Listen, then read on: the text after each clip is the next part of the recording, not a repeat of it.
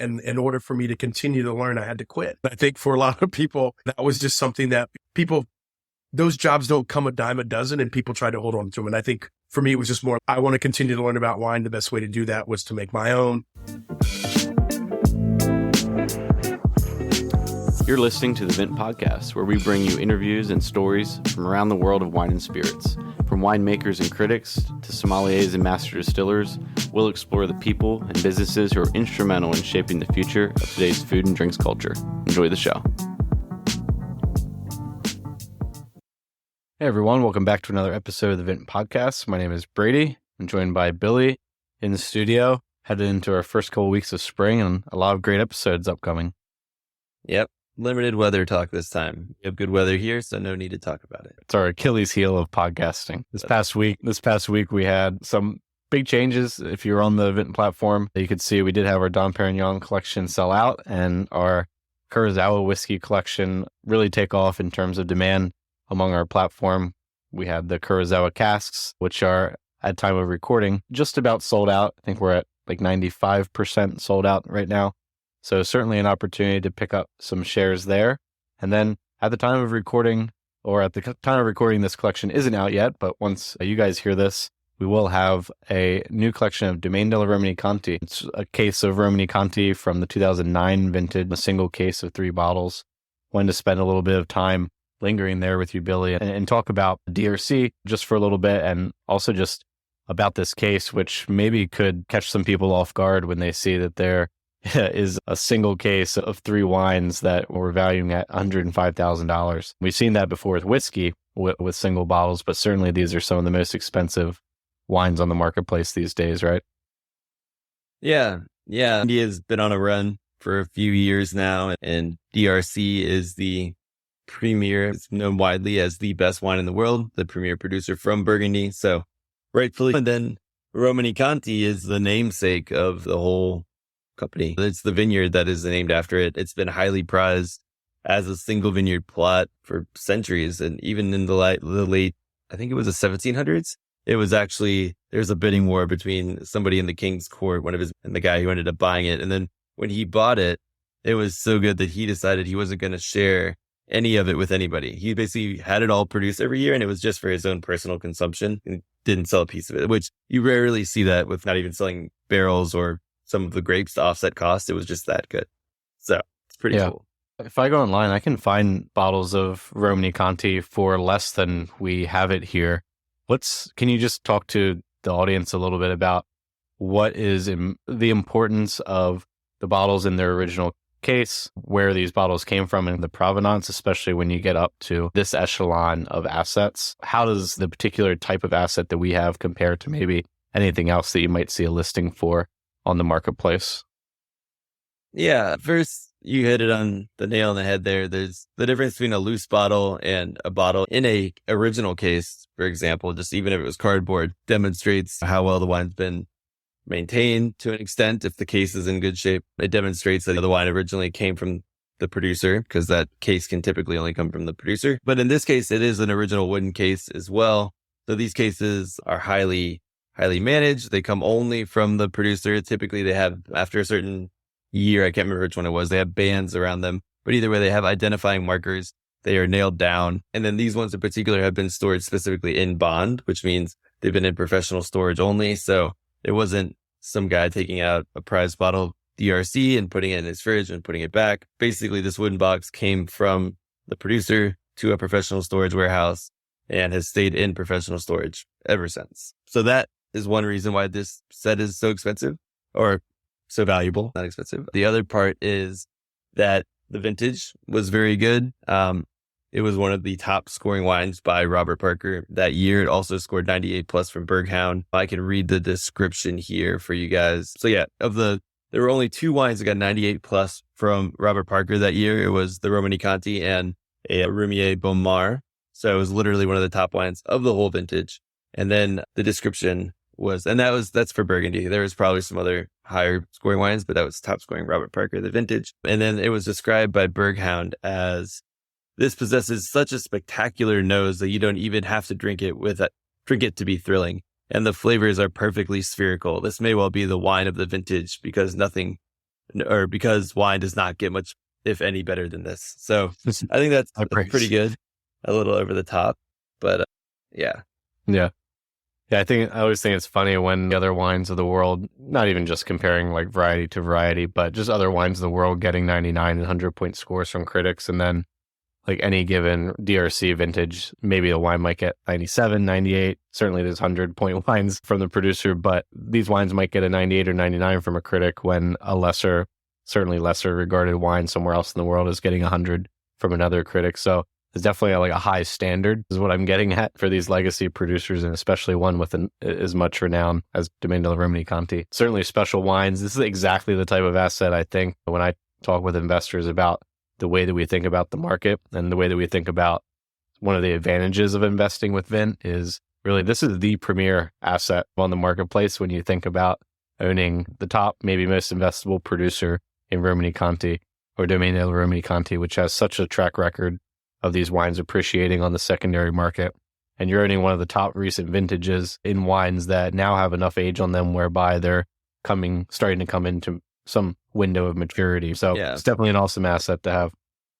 Yeah, I wanted to hop in one note on the maturity thing. We had we did some work actually with graduate students from Syracuse. And the professor's name is skipping my mind, but he's actually been doing wine specific research for many years, especially on Primora research. So we teamed up with him to do some research on both Burgundy and Bordeaux, and we gave them a really large data dump from different resources that we had to kind of draw from and compare. And they did an analysis of, I think it was past 15 or 20 vintages, might have been closer to 20, to see how they performed over time on the secondary market. And what we found is there's certain steps during certain time periods, but especially as wines approach their drinking windows, you see some get there. So the 7th year has seen a lot of growth for many. That's like kind of as the wine's approaching its drinking window. And 11th year after release has also seen a great pop. And that's when people really do start consuming those wines. Because typically for something like DRC, it's held for 2.5, 3 years before release. So we're approaching that window for this wine, which is another reason why we're very excited about it and bullish. As aside from its current price, we believe that there's the potential for that to continue to be even more in demand, especially as some of the bottles are drained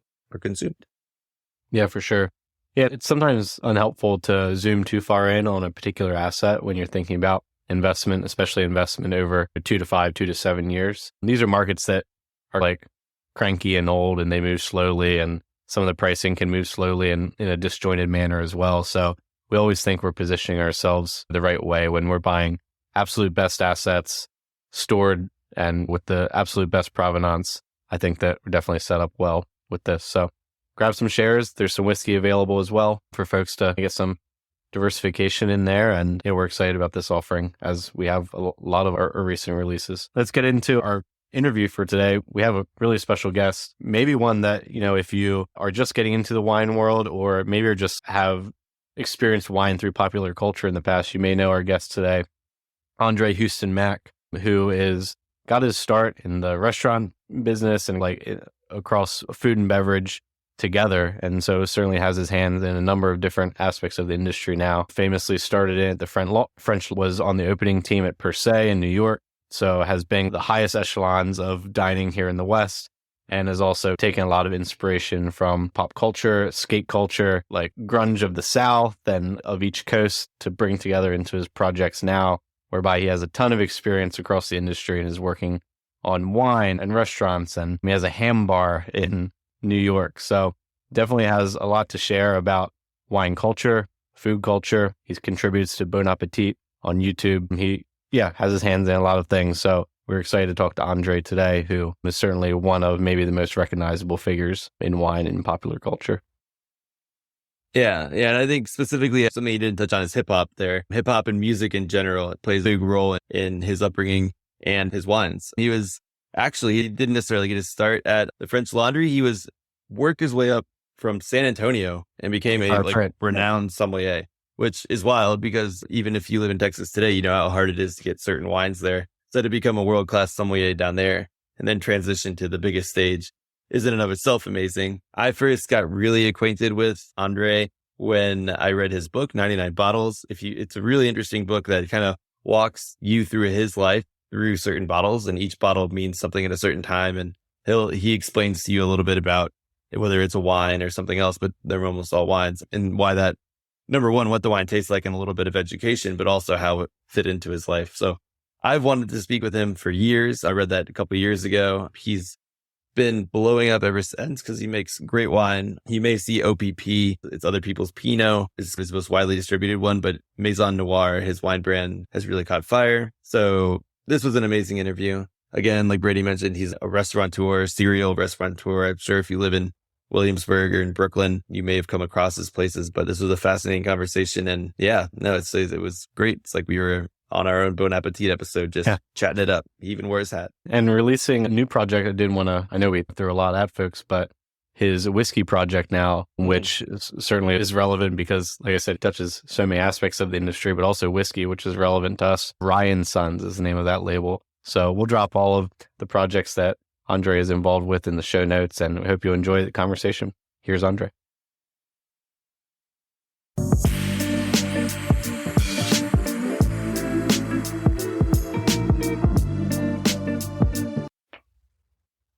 Hey, André, thanks so much for joining us today.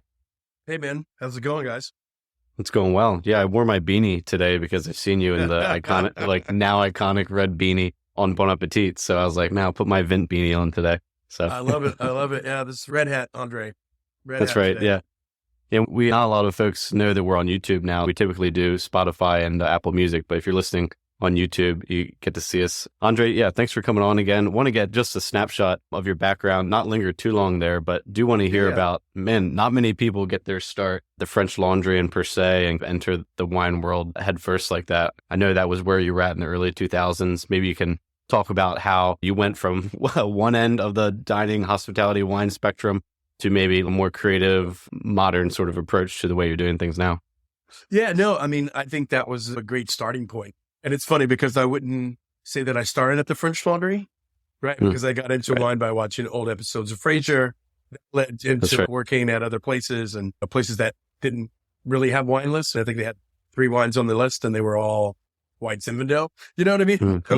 It was from that spectrum. I don't think I started there, but it was interesting to say my first foray into fine dining, it was at the tippy top. And I just think that it was just more of a hankering of wanting to create more. It was like just having this thirst of knowledge and just every day wanting to live it. And you put in is whatever you get it back out. And so for me, it was more like trying to figure out how I wanted 2 for 1, 3 for 1, right? How many days I put in. I think I worked like 40 something days in a row or something like that at the French Laundry, 30 something. I just wanted to continue to learn. I felt like at some point where a lot of people would be more comfortable and started to become relaxed. For me, I just kept pushing. It was like, okay, what's next? Yeah. I feel like if I wanted to continue to learn about wine, but I felt like I had reached the end of one point. And in order for me to continue to learn, I had to quit. I think for a lot of people, that was just something that those jobs don't come a dime a dozen and people try to hold on to them. And I think for me, it was just more, I want to continue to learn about wine. The best way to do that was to make my own. And by making my own, I could scratch several other itches I had, wanting to be an entrepreneur, wanting to have more creativity in my life. And that was it. And then leaving all of that and then having to start back at zero somewhat. That's a hard thing, but go ahead. Yeah, no, I was just going to ask about one step on how you got into the French Laundry. I thought this was a really cool story from your book. And we've had a couple on different Conternos in our collections, but can you talk about how the Aldo Conterno Grand Busia helped kick you into that bit? Yeah, absolutely. There was only one master sommelier in the whole state of Texas. Texas wasn't as grand in wine as it is now. And I went to go work stage one day. I was going to be in Hueston one day, and I had a friend set up a stage with the only master sommelier. I remember it was a Thursday. The guy, Wednesday night, my friend says, show up at the back door at Cafe Annie at 4:30 tomorrow. And I'm like, okay, all right, great. I remember pulling up in the back, and I'm like, this is fucking stupid. I don't want to do this. So getting cold feet. My girlfriend was going to go shop at the mall, and I was like, I'm just going to go to the mall too. And she's, no, you're already here. You have to go in. And so I walked through those doors and I met Paul Roberts. Paul was the master sommelier. That was on a Thursday. That Monday, he had accepted the job to be the beverage director for Thomas Keller's properties, for all of his properties. And we just started working. And I just remember being on the floor with him, and it was just, we just flowed back and forth. But I have to tell you, like, he was wondering, he didn't really know who I was. He just knew I was some kid from San Antonio showing up And so all throughout service, he's asking me questions. And at one time he asked me, so I said, oh yeah, we have Contorno on the list. And he's, which one? And I said, Aldo. And he goes, which one?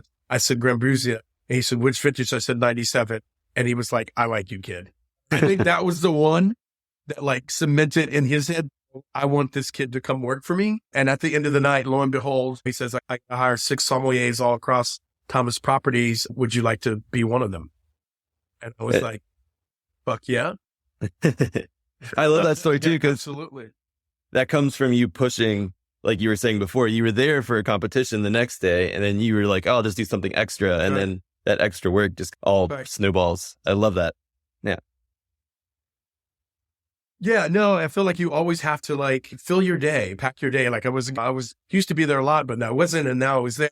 The timing was just right. When you really think about it, he was leaving the next week or week and a half. And it took forever for him to write me back, but he finally wrote me back and it just made sense. And I've always been that way. It's okay. Hey, I'm going to go do this, but what could it hurt? I met so many people along the way. Just on that one stop, I think I met Josh Reynolds, and Josh ended up working for Tanzer. And I think he works for Antonio or whatever. But anyway, you just met all of these people in this one trip to the restaurant. It was pretty amazing and life-changing.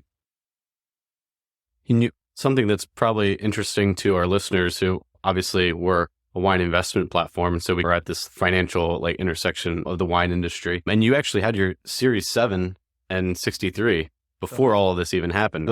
So you probably actually have a pretty good perspective on like where we're coming from in terms of bringing these two worlds together, right? Absolutely. Yeah. Pardon me. That was one of those things where watches Barbarians at the Gates once, and that was it.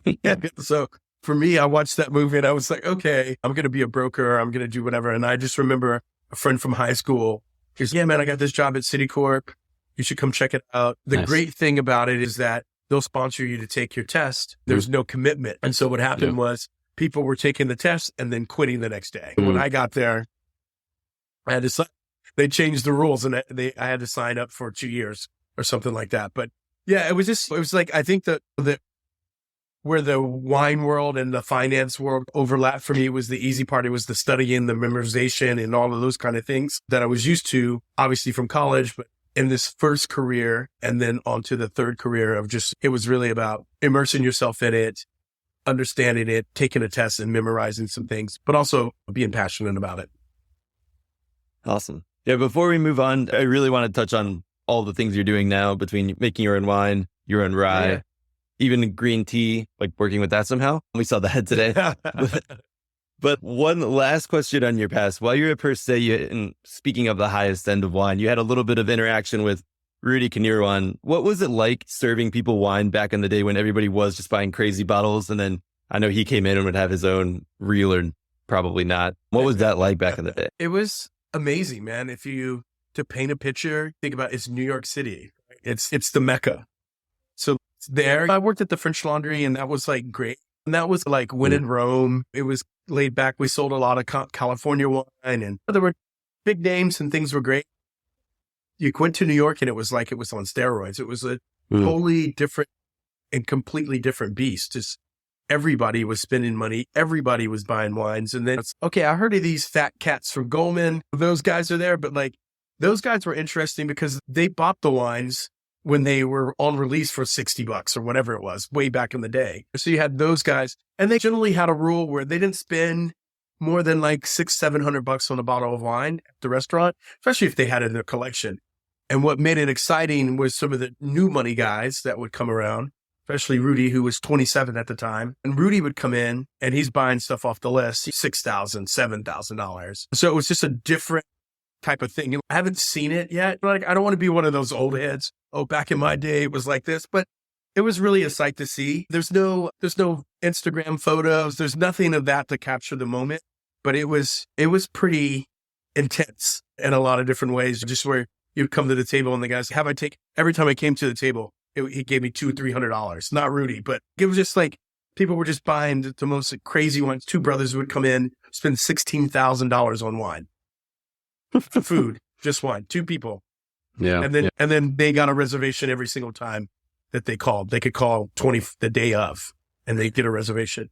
But you had those days where 5 couples come in and I dropped $50,000 worth of wine on them. Was that disenchanting? Did it erode some of that kind of romance and love for some of these producers and names? Like what affected that? I think yes and no. It wouldn't erode those because generally speaking, at that level, they're allowing us to choose at some way. And these are all the wine cellars filled with all of the ones that you have respect for. And so a lot of times we got to choose those wines for the guests, where it was like, oh, hey, like we're thinking about this or this. And we got to choose, or some, it was just like, just keep it going. For the brothers that used to come in, it was just like the 2 brothers, like it's a free for all, like whatever we want. So we were excited about that. I think just overall, the whole experience at some point just became, I wouldn't say grotesque in some way, but it just over time, you're just like, wow, like all of this just for nourishment. You know what I mean? Like just eating.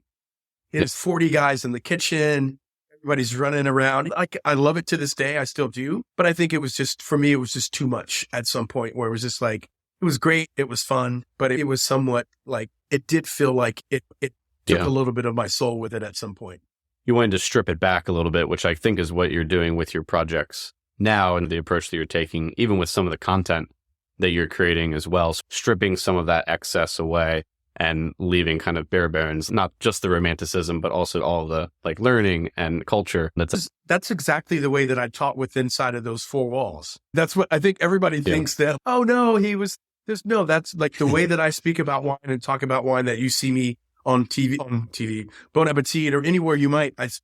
It's in the pre-shift huddle-ups at Per Se, at French Laundry. It was trying to take some of the pretense out about wine and bring it back down to earth. And this is how we talk about wine, how we explain wine, and relatable. I would never expect them or encourage them. They would never encourage to go to a table and say, oh, this wine is banging. But that's how I explained it in the huddle-up. Where people were like, did he just say banging? And I was like, yes, I got your attention. Everybody understands what I'm talking about. And it's like just being able to relate to them personally, I think what really helped me in a lot of ways and made them feel confident about the things I was saying, and that it wasn't this WWE smackdown when you're at the table. And I feel like I got a lot of that in New York with a lot of guests where they thought that they knew more than you, and then they wanted to engage into this thing. And so, it was always like, I've been drinking wine longer than you've been around. I said, that might be true, but you know what? But I've had this wine, this particular vintage, more times than days of the week last year. You know what I mean? So this is what I do for a living. You might be drinking longer than me. I've had this wine. I know exactly what this wine tastes like. And so it was a little bit of that, but I've always presented wine to everybody around me in the same way that I presented on this larger platform. And so the way, and most people find that hard to believe. It's like, no, the way that I speak about wine and the things that I say about wine were all developed on the floor at the French Laundry in Per Se. I'd like to get your perspective. The videos are very similar to that.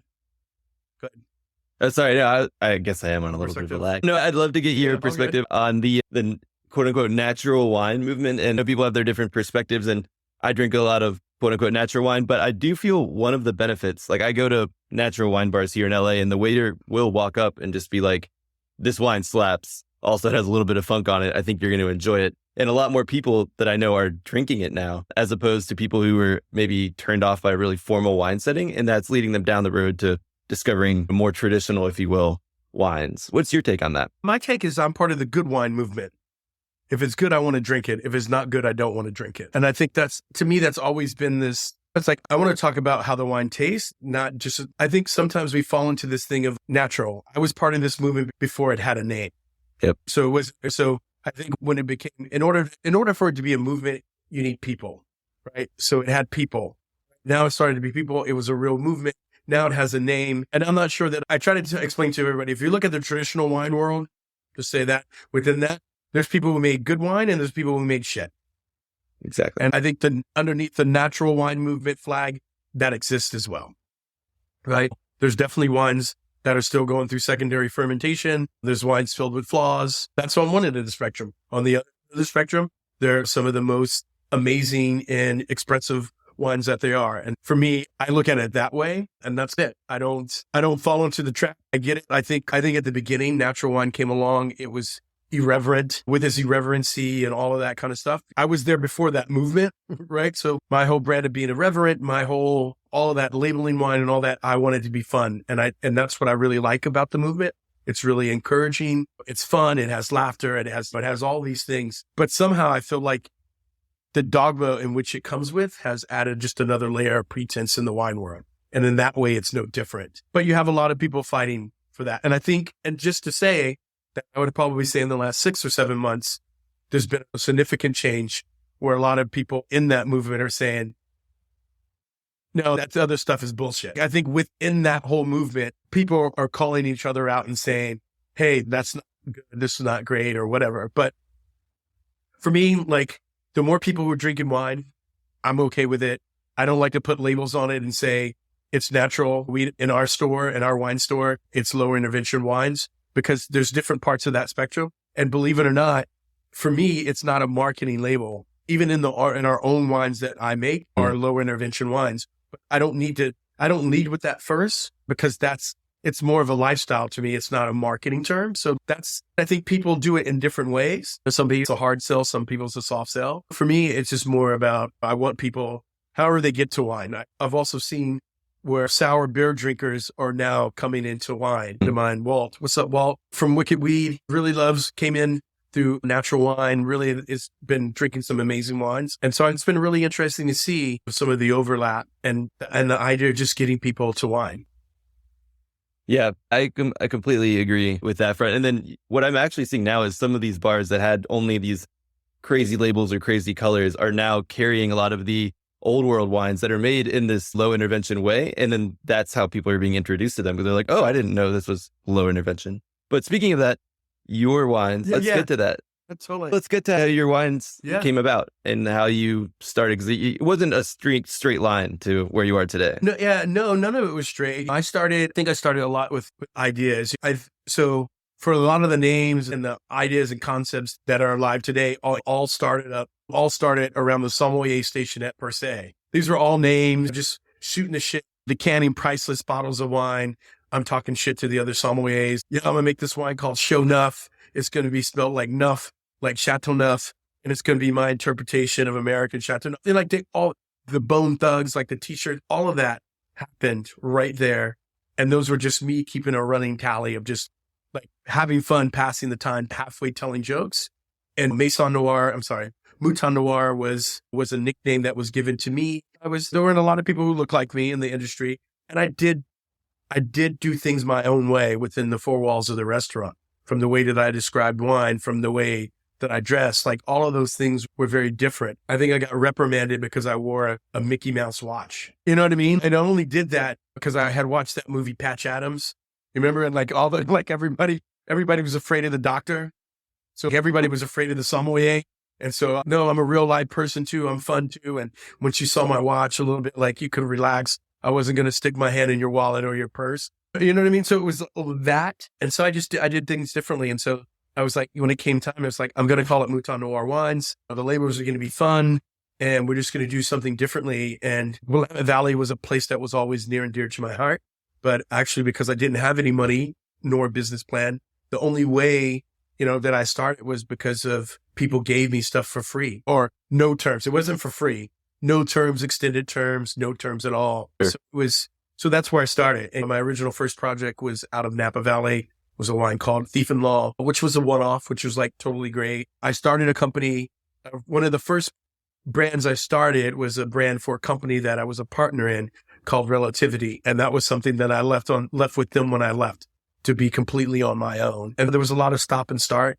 But what we know it as of today, it's all the Willamette Valley. I wrote a letter to everybody I had ever worked with over the 5 years that I was at TK. And I've always been a firm believer of putting it out in the universe, letting the universe co-conspire and really help you make shit happen. And lo and behold, people started to write back. And that's how it started. And then it was something that I built from receivables. There was no business plan. There was no, I'm going to pay myself $100,000. There's none of that.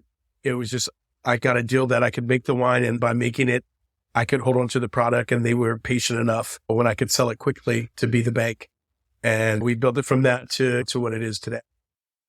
I know you see yourself as like an entrepreneur and you've had that kind of spirit in you, it sounds, since even before you got into wine or into hospitality, maybe. So you had to have, when you went out there and started this project, you had to have an idea in mind, I'd imagine, of, is this going to be 1,500 cases, 15,000 cases, or like 1.5 million cases down the line? What were you thinking in terms of the scope and scale of the project? I know you want to get wine on people's tables, but what's sort of the goal? But I think at the beginning, I had talked to this other sommelier who had done it before me. And he said, you need to sell 1,500 cases in order to make the same amount as a New York sommelier salary. And I think was where I was at. I think that's all that mattered. And then it became 1,500 a SKU. And then we started making other stuff. But I think in the long term, it was just more about total world domination. Let's see how big we can grow it. Let's see how, and I went about that single-handedly by myself. Sure. So I think I got on a plane almost every single week for a decade. Yeah. And that's how I built the brand, was just by showing up. I was just going to follow with that is we're big fans of the Willamette Valley here. We actually did a little trip up there last year. We met with some of the guys from Chosen Family and toured around some of the other properties like Granville and a few others. How did you choose Willamette as your favorite? Is it the dynamism? Is it acid, like an old world depth to it? What was it that drew you there? All of the great wine lists that I had a hand in building, they bookend on red and white Burgundy. And so first love was Pinot Noir and Chardonnay, definitely Pinot Noir. And when we moved to New York for Per Se, we started to speak to all of these old California wineries that we had relationships with, a lot of domestic wineries we had relationships with, to see if they would open up their cellars so we could bring older library wines in for the Per Se wine list. And that was when I really decided, and I've always loved Oregon wine, but that was my thing that I championed, was my thing. Like within the list, I think a lot of times what happens, you have this traditional list, and with that, you try to make your mark on it. And so the reason why we had 2 or 3 pages of Willamette Valley Pinot Noir was something that I championed. And so to me, it was the best place that rivaled Burgundy that was making Pinot Noir domestically. And just so happened the stars aligned. My mother-in-law's sister was head of public art works in Portland for 30 years. So we had some family there. I spent some time there, and then that was it to me. And then when you looked at it, it was lower cost of entry. There was less competition. It was still growing. And so that it seemed to be the right fit for me. We talk sometimes on the podcast about the New World regions. Sometimes they get caught in this trap of trying to be their European counterpart, right? And I think that Willamette is about to emerge out of that phase of quote unquote trying to be Burgundy, or maybe people expecting them to be Burgundy. Because I think maybe on the ground there, the growers and producers don't have that view. They think they're doing something unique, and I think they are. But I think public perception starting to separate themselves from that, that image. Is that kind of, I think so as well. They have. The first one I made in 2007 was a wine called Faux Original, the original fake. And I tell the story that I would say most, if not all, domestic Pinot Noir producers aspire to make me as this beacon of light in which they aspire to make, right? They're smart, but they're smart enough to know that like they can't make Burgundy. It's the care and the take and that of Burgundian vignerons that they take and mindset that they're trying to make. And for Oregon, to me, it was always this thing of like, they're seeking to make Burgundy, but along the way, they've discovered something that they've had before. So we talked about, there was a Dutch paint, so the most expensive Rembrandt is actually not painted by Rembrandt. So it's the whole idea of at some point, the student becomes just as valuable as the master. And I feel Oregon is that. When I first started this journey, I was in the Midwest. I walked into a store and someone said, yeah, this is a guy from the Willamette Valley. They said, where's the Willamette Valley at? And I turned around and walked right out. Not realizing that's an opportunity to walk back in and to say, hey, this is what the Willamette Valley is. But now it definitely is. Like the idea, like earlier, Billy, you were saying, like, we have a fondness for the Willamette Valley Pinot Noir. It is definitely what it's known for. And I do believe that around the world in the industry, it's known that. And now it's starting to matriculate into just on the ground floor with consumers, knowing that Willamette Valley equals Pinot Noir. It's been an amazing thing to see. I think it's probably somewhere around 55 years old, something like that, 56 years old. But it's been amazing to see that the work that they've done and that it's paid off. Not to muddy the waters, but we've also recently been hearing from producers up there that Chardonnay is coming into its own also up there. And part of that is just because they were originally planted on the plots that wouldn't be great for Pinot. And then over the past 10 years or so, people have been exclusively trying to plant where they thought Chardonnay would grow best. We've had some amazing Chardonnay also coming out of there recently. Are you seeing that same kind of trend? Absolutely. So Chardonnay was a clone of when they came to these are early settlers were of Germanic influence. So they planted what they knew. Pinot Gris, Pinot Blanc. So Chardonnay was an afterthought. And when it was time to plant Chardonnay, we called our friends down in California and they gave this a clonal selection of Chardonnay called the Winty clone. Winty clone is a late ripening clone, more temperamental to the California climate. So it's late ripening. If we could ever get the damn things to ripen, the wines would be so flabby. Right. So they would lack acid. And obviously there were microclimates within the Willamette that it thrived and did well. But for the most part, Chardonnay sucked in Oregon. Right. And then when we got hip to the game, we changed clonal selections and started using more Dijon clones, 76, 96, stuff like that. And that changed the scope of everything. I want to say 2007. So 2007, 2006. The Chardonnay that Evelyn then made changed everything. And I think you can say that you made it. Now we have our own Chardonnay symposium. It's the Oregon Chardonnay Symposium, but it has changed. And there's been shining examples. I think Bethel Heights makes a 50-50, where it's 50 Winty clone, 50 Dijon clones. And that's been something that they've been doing for quite some time. That's pretty remarkable and amazing. The Chardonnay we make has been Dijon clones planted back in 1986. And we still make maybe 4 or 5 barrels of that from Yamhill. But yeah, Chardonnay has definitely come into its own here in the Willamette Valley. I didn't want to miss the opportunity to ask, what were some of the producers that you were bringing in per se when you first started from the Valley? Who were you championing at that time?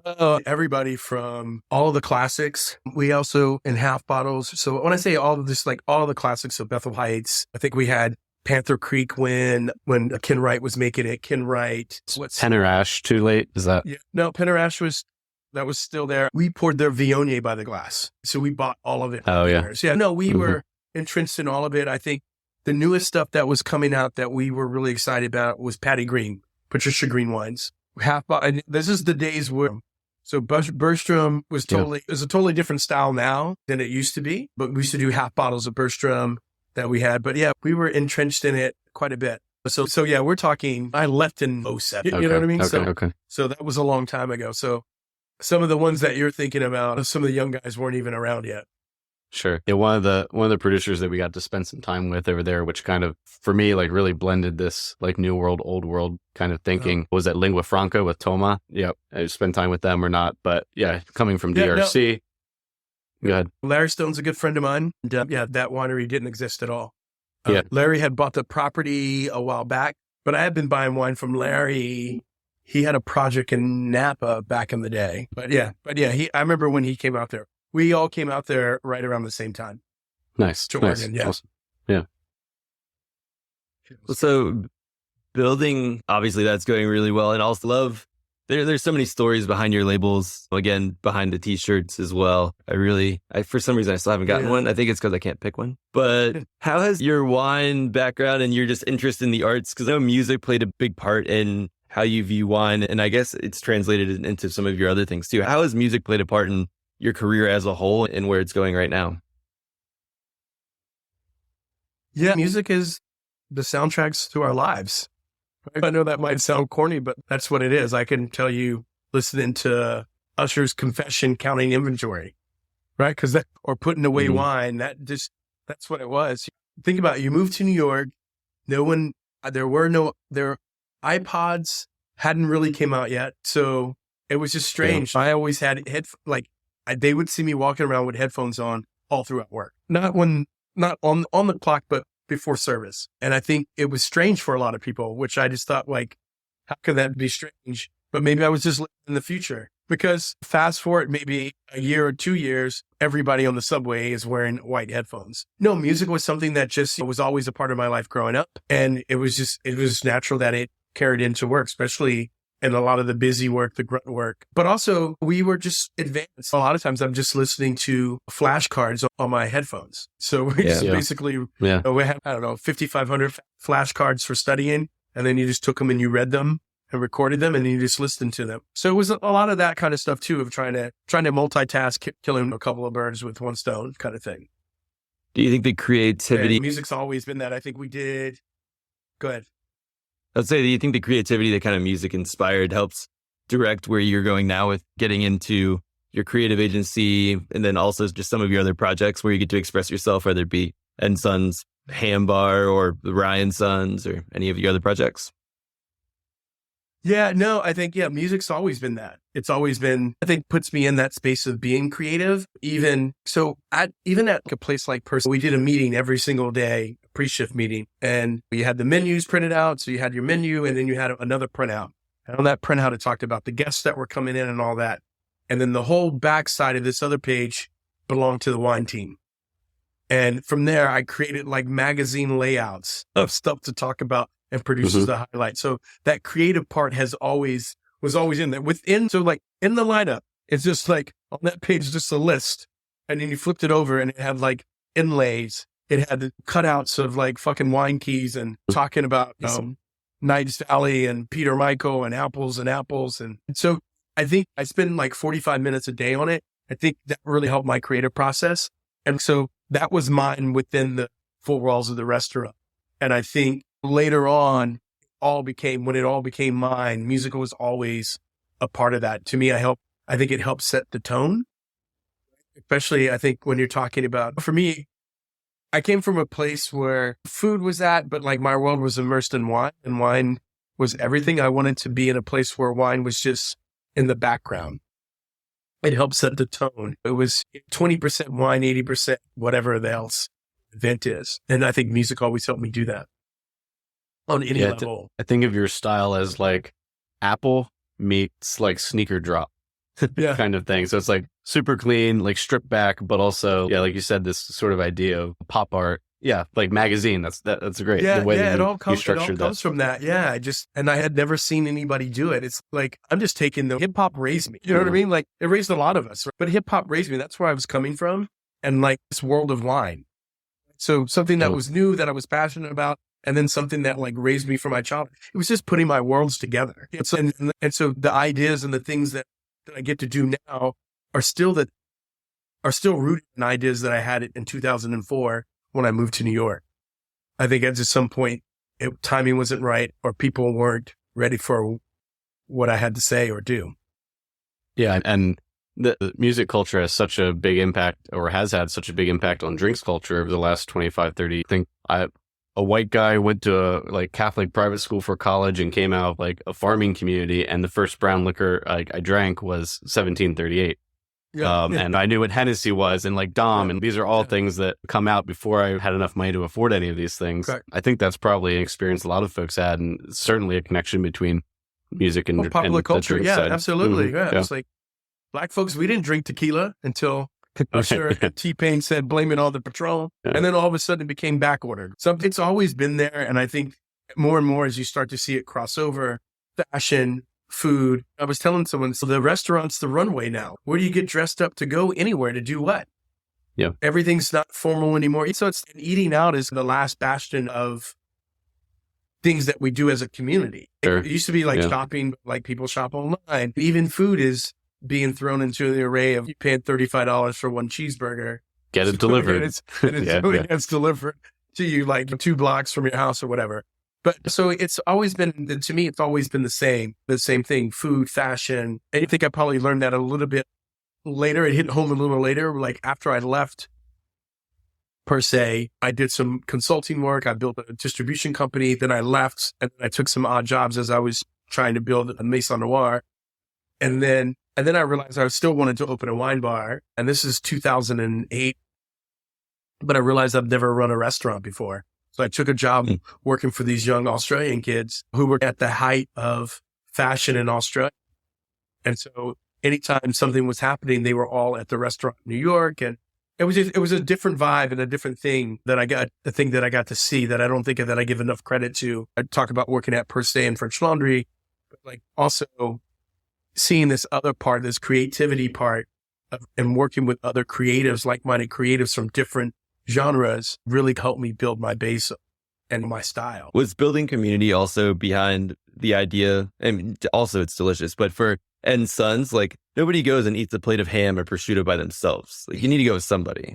Correct. But yeah, you have to go with somebody else. It's always been about community. One, I think, like in my neighborhood, because I have a home here, there was no place. I constantly found myself going outside of my neighborhood to eat. And the whole idea is that eating plates of ham or something like that, it's no different than any other wine bar where you go get charcuterie. Right? Mm-hmm. Sometimes people like to read too much into it. It's just a wine bar that serves American charcuterie, right? We do have the largest selection of American country hams under one roof. And that's been great. We have wines all the way back to, I think we just bought some stuff from the 50s. So it's been a real kind of history thing and a fun thing for us. I feel like those wines represent some of the most absolute values in wine today. And the fact that you could drink these crazy wines we buy them all the time. It's like you can, for $60, you can buy drink wines from the 80s. I think we have Kenwood wines from the 80s. Jack London. Yeah, it's awesome. Cab for $60 from like 1986. So it's a really fun idea. I feel like even for like people in the industry who want to work, they get a chance to work and they get to learn the mechanics of decanting, opening old bottles of wine, learning the mechanics of how to do that at scale, because everybody's ordering an old bottle of wine. And that's been really fun. It's 400 square feet. And for me, it's no different. You go to Spain and you go to a jamón bar, right? So it's a ham bar. You go there. Exactly. You ready? There's no Italian wine there at all. And you definitely bet your sweet ass there's no American wine. And what I thought was just interesting was it was just that. It was just everything from that country. And we didn't have that here in America. And I was like, I want to create that. Not out of spite, just out of fun. Just say, hey, man, we've been curing hams for over 100 years. I have wines back to the 50s. We get to be a part of that conversation. The first gift that I think that Thomas Jefferson bought to the King of France when we were a free nation was a Virginia ham. Nice. We embedded in this shit. You know what I'm saying? Yeah. We should be able to talk ham. So it was just something fun that I wanted to do. And it's been remarkable just to build it and almost have to start twice, right? Because we opened January 2020, or open for 3 months, right. Esquire's best new bar, all that crap. And then it all comes to a screeching halt. And in New York, it doesn't stop. So it keeps moving forward. When it's time for us to reopen, everybody's like, where's it at? Or what's it about? But having to start over has been great and fun for us. But yeah, so it's always been about community in my neighborhood that spawned, let's say, 6 other places, food businesses on that one street in my neighborhood. We have the Ann Sons Ham Bar. Next door, we have Ann Sons Buttery, which is our provision store. Next block is my office, but we put a breakfast taco pickup window because I grew up in San Antonio. We're using Benton's bacon. We're making our own tortillas right there on the spot. Nice. Heirloom eggs. Now eggs cost $1 a piece. Heirloom eggs, yeah. Okay. And then next block is nothing. It's the fire station. Block after that is our newest restaurant called Kingfisher, which is our seafood restaurant. Next block is Chickadee Bread, which is our bread bakery. And then 2 blocks down from that is Vineyard, which is our wine store. It went from one, and then all in 2 years, the rest of the business came. And that to me, that was all about community, building those things that I wanted in our neighborhood, that I think that we needed, and that we were all going outside of our neighborhood to spend money. Also meeting talented people and giving them a platform to get the shine on. Wow. I had no idea it had grown to be that many spots. That's amazing. I wish I still lived in New York, sadly. Oh, yeah. Yeah.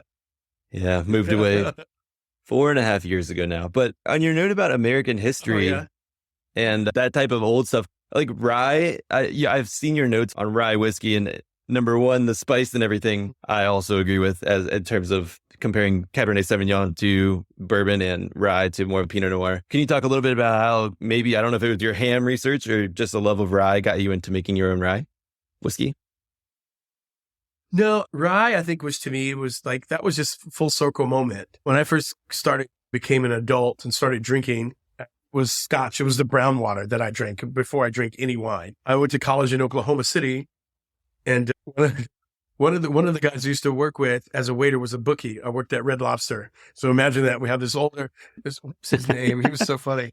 Tall guy, longer blonde hair, but balding in the middle. And he had like it was named Jap. He had a little limp, but he was a bookie. He actually wasn't the bookie. He knew a bookie, but he loved to gamble.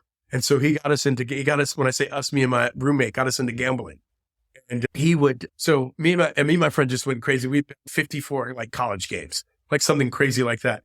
And what happens is, since he knows the bookie, he can only take one side. He can't play both sides. So if I liked Ohio State and he liked Pittsburgh or whatever. They felt comfortable. He would take our money that was supposed to go on Ohio State and put it on Pittsburgh. And then he would get crushed. And so Mondays were like, he would just get crushed, dude, literally. And so like on Mondays was payday. And so we would go out. We would always go out on Mondays, and we would go into a place, and the first thing he would say, he says, you guys have Wellers? And they're like, no, we don't have Wellers. Then he'd walk out. This is 1996. So I had never even heard of Wellers. I was like, the fucking old shit is this that this guy's drinking? And I was drinking more single malt. So I was like, oh, okay. But yeah, so he got me into drinking Weller. I didn't even know. Right. So I was just drinking Weller. I went back to Texas in 97 or 98, and there wasn't much Weller. And so just to me, that all came full circle. So I used to work, when I worked at Per Se, I met this guy named Sean. Sean worked for me, worked at Per Se, and he was a back waiter. We became friends. He ended up leaving to go work for someone else, and then he eventually started to open his own restaurant. The first restaurant he opened was a place called Char Number 4. Char Number 4, little at the time that we know, it was probably the first whiskey forward restaurant in America, American whiskey. And that was it. And then Sean was like all into American whiskey. We started talking. He opened Maysville. We were close. We started to become close. Our families traveled, all kinds of stuff together. Long story short is that he sold all his restaurants to go all in on a company that he started with a couple of friends called Pinhook. Oh, wow. And so Pinhook started to blow up. And it was interesting, as I was out anywhere in the world, mainly in the United States, like I would see the brand Pinhook behind the bar or in the store. It was always a thing to see it was growing. And during the pandemic, he hit me up and was like, yo, man, we're thinking about doing a collaboration series. They've always had this winemaker's approach to whiskey, vintage dated, and using the barrels as their harvest. He said, what are you up to? I said, pretty much nothing, man, just hanging out. He said, he told me about the project. He said, I got 10 barrels of 10-year-old Wyoming whiskey, and we need to make 2 batches. And I said, come on down. So we hung out in the back office, and we hung out in the backyard of my office for about 5 hours, blended up these 2 different batches, and it was great. It was a fun experience, and blah, blah, blah. We talked. And then we released it, and I was like, oh, shit. It's like, dude, everybody's mad at me. I'm getting all these emails from people I don't even know. And he says, he goes, hold on. I said, is everything going okay? And he said, yeah. He goes, why? I said, because all these people are writing me all these shitty emails. He said, oh, no, hold on. Let me explain something to you. In this business, he goes, you're doing it right if people are mad at you. And I was like, oh, okay. And then we just started talking, and it was like, that wasn't my style. It was more like for the people. And the idea of creating craft rye, if you would, it's something that I think insiders, like bartenders and other people, that's what they're drinking. For me, it's America's first spirit. So it checked off a lot of boxes, and we just came to the conclusion. He came to me, we should just do something permanent. And thus Rye Sons was born, and we're off to the races. And it's been fun to get back in there and talk. When I started Maison Noir Wines, it was about wine by the glass. That was the target. We wanted to make quality wine by the glass for restaurants. And here, the same thing, where we try to bring craft back to the well. Yeah. Yeah, I love how your projects are pulling in, like triangulating so many things from around the country, right? You've got your wine in Willamette, you're working with Benton's down there, bringing Benton's to New York. I have, let's see, people on YouTube can see, but like I have the High Wire project. Yeah. High Wire distilling with Benton's, smoking Jimmy Red corn, or putting Jimmy Red corn in the smoker at Benton's. Yeah, all of these things are such a crisscross. And I love how you bring. Those are my people. Yeah. So Scott and his wife were my roommates for an event. Really? Yes. Along with Julian Van Winkle. So just wow. House in South Carolina and South Carolina. And I remember I came with my brother, my younger brother, and I had done the event before, so I was familiar with the cabin. And I was like, oh, we'll just take the room upstairs, and we're packing. We didn't think anybody was there, but I was like, wow, there's a lot of pappy in the house. It was like, it was whiskey too, but it was like all these offshoots of maple syrup and like crackers and jams and shit. Yeah. And then I just remember my brother, I hear my brother talking to somebody. I'm like on the porch waiting for it. And I hear him talking to someone. It's like, oh shit. Okay. Hold on. So I run back in, and just cause like, he doesn't know anybody there. And he doesn't know probably the right thing to say. And they're probably like, why are you in the house? You know what I mean? Kind of thing. Like, I just know. So I went back in, and I was like, you know what I mean? They're like, what are you doing here? You know what I mean? Kind of thing. Or, hey, how's it going? And so I went back in, and we started talking. It was funny. And yeah, I think we spent that whole night on the front porch hanging and drinking with everybody and just talking. Nice. And so it's been really fun to see. The whole Jimmy Red was a project that I think Sean had resurrected, was Sean Brock was resurrecting. And so Glenn Roberts. He does the cornbread mix. That's right. Yep. Yeah. So we were using the cornbread mix at our place. Yeah. And so That's awesome. Yeah. And anytime. No, go ahead. Yeah. Anytime we see, or I go up to New York or other parts of the country and I see Anson Mills or like Geechee Boy or Geechee Mill or something like this kind of stuff, bringing up some of these heirloom grain varieties and corns and stuff from the South. I think that's really awesome. So I appreciate that you're. Oh, no, man. We're on it. We're on it. Duke's mayonnaise. Actually, we have Blue Plate mayonnaise. We're like, no, that was the whole idea. It was like to incorporate all of these really fun things. We buy a lot of the hogs. Tank, my boy Tank. We just bought a hog from him. He was bringing those up. It's rooted in Southern roots, but like we also have New York examples of funny because it comes from upstate New York. Is it considered country ham? You know what I mean? So all of those kind of debates and all those kind of things are really fun. But yeah, we put Benton's bacon on a breakfast taco. It's pretty legit. That's awesome. That's awesome. It's pretty legit. Do you guys use any special rye, like a Brut C or something, to make your blend? No. So as far as rye, what's interesting to us, I think when you look out on the market, most people, it's 90% rye, 95% rye, and then something else. For us, it's 60% rye and then 20. Oh, and I think for us, that makes it pretty unique. I think it makes it like very soft and inviting. It has those attributes, but it's not knock you over your head kind of crazy. And I think just changing up the blend has just been different for us. Do you guys finish it in any unique way, or is it just? No, we don't. Yeah, no, we don't. It's so funny because I always try to explain to people, to put it in simplest terms for us. It's like whiskey is an interesting thing. I talk about wine, and I say blending is the most creative part of the process in the winemaking. It's scientific, it's biology, it's chemistry, it's pretty finite. But where we all get to be creative is in the art of blending. And I would say in whiskey, it feels like most people don't distill. We don't distill, but you buy your distillant from different places. And what makes you different and unique is how you blend, what you blend it with, and how you finish. So are you finishing it in certain types of barrels or not? And we haven't. We didn't fit. It's nothing, anything special. But I feel like some of the special one-off projects and stuff like that will be finished in different stuff, whether it be a meeting of the minds and it's finished in one of our OPP barrels or something like that, or maybe something else. But right now, we just wanted to get a core out that we feel that we can be consistent with and get it in front of people and get some responses back and get it moving. Yeah, I actually like that when new distillers put out a very, I want to say basic, but like core product like that. And it doesn't have a lot of kind of extra levers pulled, because then when you do those other sorts of special releases and things, you can always revert to that baseline for like comparison. I just think it's interesting. So yeah, no knocks on that process at all.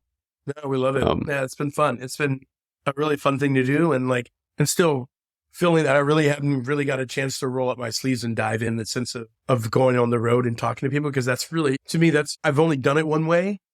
It's where I got on the road and got in front of people and talking to people and sharing the stories, pouring the whiskey, that kind of thing. And I've done some of that, but I'm looking forward to doing a lot more of that. Yeah, we just have a couple of minutes here with you left, but I wanted to try and sneak in what Billy mentioned at the beginning, the green tea. We just came across PR Newswire, and so don't really have a lot of background about what you're doing. Can you shed some light on maybe some of that project? Are you a green tea fanatic now? What's going on? No. I was a spokesperson for this campaign. So just from people like me as a host. And so on that day, we had the gentleman from the Kettle, which is a green tea place cafe in New York, and there's one in Japan. He was showing me and some of my friends some alternatives, how green tea can be a replacement for your coffee in the morning or non-alcoholic drink and stuff like that. So I was just the host there, and it was a really fun thing. We filmed it in Calabasas. It was just a really fun thing. And even though those are also parts of being a sommelier. As a sommelier, I think a lot of times when people think about sommelier, they think just wine, but it is pretty much anything liquid in the restaurant. The tea program, the coffee program, the bar program, non-alcoholic program, wine program, all of those things, the cooking wine for the chef, those are all things that fell under my purview as a sommelier. And Red Hat André, right, is representing a lot of those things. And so it was just a fun thing. I love working with them if they want to have me back. But yeah, I actually learned a lot. So it was funny, making your own matcha, that wasn't really around when I was on the floor per se, but I think they do carry those their teas there. But it was just really fun. So you'll see me doing a lot more stuff like that. It's just fun curiosity stuff and revolving around drinks. Nice. One last note on your video or things you host. You and Brady have something in common that you've both had Nebraska wine in at least the last few months. So that's interesting. Oh, that's funny. I thought you were going to say something. We both knew Gary V or something. I was like, you said Nebraska. Billy. Yeah, the Nebraska wines. Woo. That was a hard episode to shoot, I'd have to say. I tasted a wine from all 50 states. I thought it would be fair to let the production crew pick the wines. But that way I wouldn't be doing a lot of research. These are some of the most common brands that you can find from those places. And it was tough. I never want to shit on people's livelihood. Yeah. And that's a true thing, right? You try to talk about the wine, but you can never win for losing. But hopefully they continue to make them. They'll make them better and we will go back and taste them. I don't even remember the wine from Nebraska, but a lot of them, man, it was tough. It was tough. Somebody had to do it. Yeah. Apparently somebody has done it according to people in the comments, but yeah. I guess my only note for your team picking wines is I'm originally from Virginia and Brady spent time there and they picked a really random wine from Virginia. But aside from that, I thought it was really cool. So which one was it? They picked like it was like a weird white blend. It was like Viognier. I think there might have been Muscat and some Chardonnay, but it wasn't. I think there was Vidal Blanc. Yeah. So there's enough good vinifera, especially Cab Franc coming out of there these days where I thought that could have been a choice. But yeah, what do we use? We pour it by the glass. We pour something Young Cat. It makes some of the most amazing wines. I have to send it to you after that, but there's the wines When We Were Wolves. This Cabernet. Oh, Light Survey. Survey. They're awesome. We do we pour them. We always have a slot for them by the glass at the hand bar. Nice. They're awesome. So that's what I said. I would have chosen time to pick all these stellar and obscure wines that like most people couldn't get and everybody's mad at. They're like, oh my God. Like every time he has a wine, they all sold out. I was like, oh yeah, you don't have to buying them at the winery is one thing, but now you have to just go out in your community and ask for them. Yeah. That part of helping them grow is like not having them. If we just chose wines that were readily available, then like those people don't really need any help. For sure. No, exactly. Yeah. Thanks a lot, man. Appreciate your time today. No worries. You have your hand in so much stuff, so it's great to, at least for our listeners who we come from a lot of different places, like from the wine world or from the investing world, and to be able to pull all these things together along with hospitality and creativity and all that stuff is awesome. So we appreciate that. That's cool. Any of your listeners want to invest in what I'm doing, man? Drop me in a DM, hit these guys.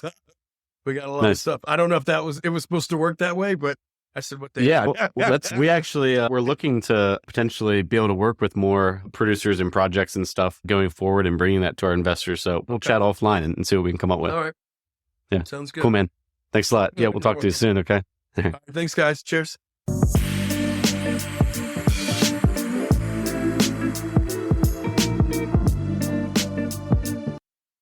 all right. That was our interview with André Hueston Mack. I hope everybody goes and tries to find some Maison Noir or some Rye Sons if possible, and then goes to the Vint platform and tries to buy some shares, either if Kurosawa is left or DRC. Who knows? That could also go very quickly. But I will say it's really not a bad problem when you have to decide between Kurosawa and DRC. So hope you all enjoy this episode, and we'll talk again next week. Cheers.